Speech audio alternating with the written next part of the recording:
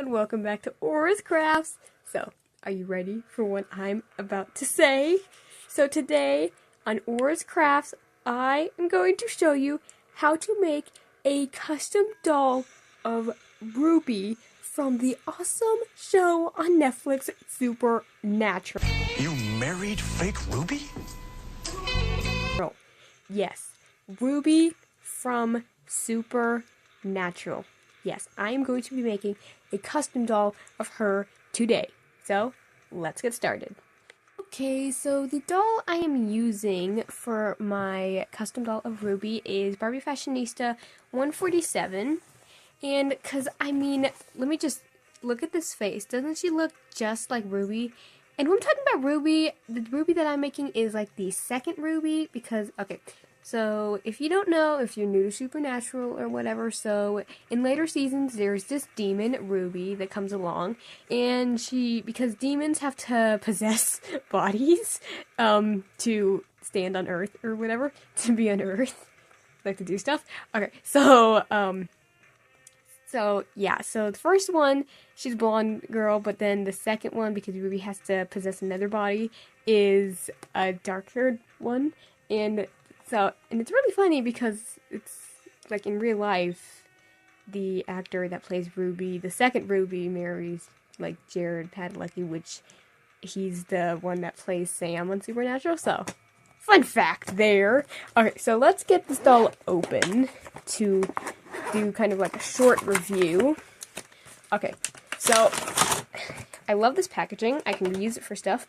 And I already kind of took the rubber bands off before this, but here she is out of the box. So, okay, she has just a teensy bit of box hair. It's actually not too bad if you're going for more like a beach wave look, but I'm gonna kind of style it up later in this video. Okay, so let's just look at her face. Let's just compare on the side. I mean, doesn't that look just perfect? I just seriously, I feel like she looks exactly just like the actual actor. So, yeah. So, in this doll, she is wearing a purple and pink sweater with kind of like orangey stripes here. The lighting kind of makes it look more coral, but it's orange. And she also has a gold necklace and some orange tennis shoes. They kind of look like Skechers to me. Okay, so of course, yes, awesome fashionista, but articulation won't do. So I'm going to be giving this doll, sorry, I had to reach over, a made to move body. Yes, a made to move body, and I tried to look for a body, and I noticed that this doll matches with the feet. So she matches with this green top yoga Barbie. Okay, sorry, she won't stand. So she matches with the green top yoga Barbie. And she also matches with the a soccer player Barbie. And she also matches with the blue top yoga Barbie. And I feel like I'm forgetting one more. Nope. No, I'm not. Okay. So she matched with all these three. But this was the cheapest option. So I went with this. And so now I've got to open this up. And this is going to take me a minute.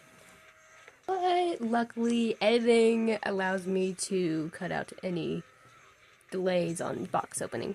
So I'm going to need to switch their heads, and to do that, I'm going to need to get a Pyrex cup or like a mug or whatever with some hot water. Now, be warned, this is going to be microwaved in the microwave. Well, yeah, because that's the only way you can microwave stuff. So it will be hot. Okay, it will be like, yeah, it will be really hot, so be careful. Okay, so I have my really hot cup of water, so yeah, it's nice and hot. Okay, so, and I have a plastic bag here, and I'm just gonna stick the doll's heads in here, and this is a medium-sized bag. You can use, like, a gallon-sized bag, but I'm using this, like, quart-sized bag. So, and I'm just gonna dip their heads into the hot water and let them soak for, like, a minute or two, maybe 3. Gotta make sure their heads are nice and soft. And that sounds weird. Okay, I've let them soak for probably, like, about 2 minutes. And the heads, let's see, I'm just gonna do a little test. You know what, okay, I'm gonna let it sit for another couple minutes. Okay, so I'm going to check this again. Let's try it. So I'm just going to gently pull on the, you know what, nope. Okay, I gotta heat up my water. Okay, so I was able to get the Made to Move doll head off, and now I'm going to try to get the Fashionista head off. I'm bracing the neck, and then I'm pulling on the head up and kind of twisting it too. Oh my god, what is wrong with this? Okay, I might have to heat up my water a little bit more. Okay, so I got the Made to Move head off, and now I'm going to try to get the Fashionista head off. So I'm just embracing the neck with my right hand, because my right hand is actually my dominant hand, but it actually is the most comfortable for pulling the heads off. If that makes any sense. So, and then I'm just pulling with my other hand. So, and I just gotta. Okay. And okay, there. Now I just got to place this head on here, and the hair color actually works for once, so I don't have to do any rerouting, so yay. And okay, just gotta use some force. Okay, so I got the head on, and now Ruby is made to move. Now it's time to get into the clothes. So I did a hot water rinse on the hair. I was gonna save it to last, but it's really close to Christmas, which is when I'm going to need this done by, and yeah, so I needed it done, and the hair had to have time to dry, so I did a hot water rinse. And if you don't know what a hot water rinse is, that is where you take some hot water, it's like really hot, because I just took it from the faucet, and then I heated it up for like 30 seconds in my microwave, and then I just poured it onto the doll's head to smooth it out, and then I kind of brushed it, and I brushed it in this direction so it was more like covering like this way, and I just went over it. I dumped a little more on the head, and that was the hot water treatment that I did for her. Now her hair looks like a Ruby hair. And I also made a t-shirt and pants from the channel My Froggy Stuff. And so obviously it's not my own pattern, but I already had it available to me, so I used that. So, and the t-shirt and the pants, I know they're in two separate videos, so I made these, and I used some jegging material from like old pants to make these, and I also just sewed little lines to make it look like there's pockets without having to add them. So now I am going to make the shoes because they need time to dry. Okay, and so to make the shoes, I am using this Barbie shoe pack, which has some yellow tennis shoes in them, some like green Converse, some purple heels with like cutout toes, some other pink heels that have like chunky heels, and some more combat boot type style boots. And what I'm going to need are these blue boots out of here. Okay, and so for the shoes, I'm going to take this gray color and all I did was mix black and white acrylic paint, and they are gloss, because if you use matte, they would chip, but if you use like a satin or semi-gloss or gloss, it should stick. And now I'm just going to go over the entire shoe surface, except for the inside, you don't have to worry about that, with the gray on both shoes. And also, while I wait for the coats to dry, I will paint Ruby's nails black.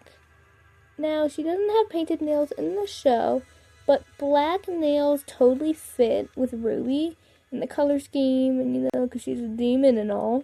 So, I am doing it anyways, and I'm literally just using acrylic paint, gloss, of course, black, and a detail brush. I'm going to do them on all nails. All of the nails. Okay, so now I'm going to paint the very bottom of the soles of the shoes in black paint. And I'm also going to go up on this little part right here and paint the laces too. And I'm going to repeat on both. I also forgot to mention that I did the heel of the shoe, and then after it completely dries, then you can seal it with varnish to make sure that the paint doesn't come off. And this is a gloss varnish, and there are other varnishes. You could probably use like a semi-gloss or maybe even a matte varnish, but this is what I have, so I'm using it, and I think it will work for the shoes. Okay, so now I am going to make a leather jacket using a pattern that I have made, and I will have to make another piece as I'm sewing, but I will try to get this pattern posted as soon as possible once I finish the website thing that I'm going to post it on. And I will leave a link in the description below once I get it uploaded, like the blog thing that I will post these on. And so the first thing that I'm going to do, I'm going to take the one that says back panel, and I'm also using a Sin faux leather. I mean, of course, I guess you can use real leather, but, you know, animals and stuff, so I like using faux leather. So you can use like thinner faux leather, but this is the thinnest that I have, so I'm using this. So I'm going to take the back panel, and I'm going to take the front panels, and I'm going to take one, and I need to make sure that when I'm cutting, I either need to fold the fabric over and pin this down on it so when I cut it out, then the two sides look like this, or I need to cut one where the pattern is like this and then fold it over and cut it on the same side so it's like this.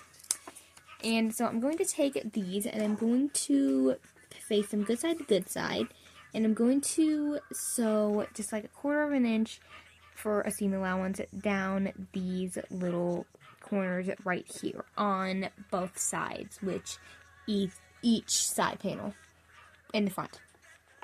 I am also using black thread and a straight stitch on my sewing machine. And of course you can sew this entirely by hand, but I choose to use my sewing machine. So it should look like this, and I'm now going to take the sleeves. I'm going to go on each side, and I'm going to take one. I'm going to make sure that they're good side facing good side, and I'm going to match up the center points, and I'm going to make a small stitch. And then I'm going to raise my foot and kind of bend the sleeve around and sew down one side.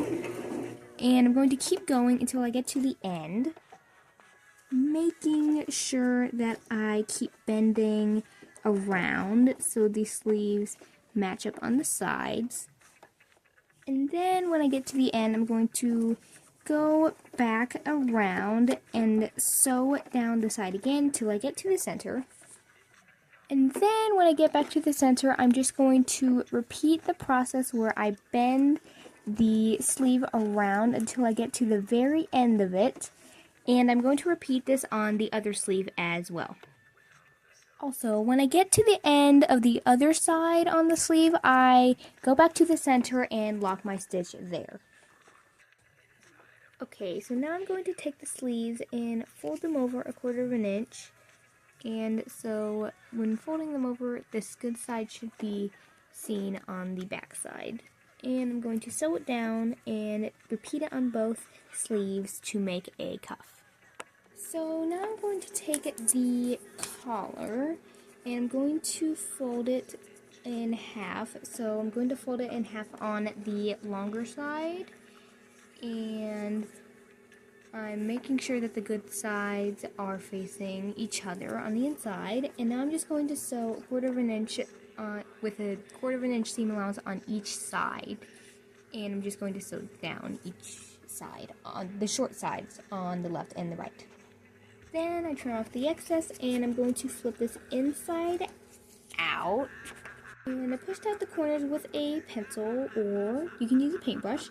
Now I'm just going to do kind of like a top stitch right near the very top edge all the way across.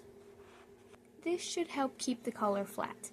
And now I'm just going to take this and I'm going to line it up with the edges on here, and I'm going to line it up in the center. And I'm going to sew down until I get to the ends on each side, and making sure that this, when I'm lining it up like this. And I'm going to sew it. So I sewed it on like this, and now I'm going to take the entire thing and fold it in half, including the sleeves. So So one half looks like this with the good side facing the inside.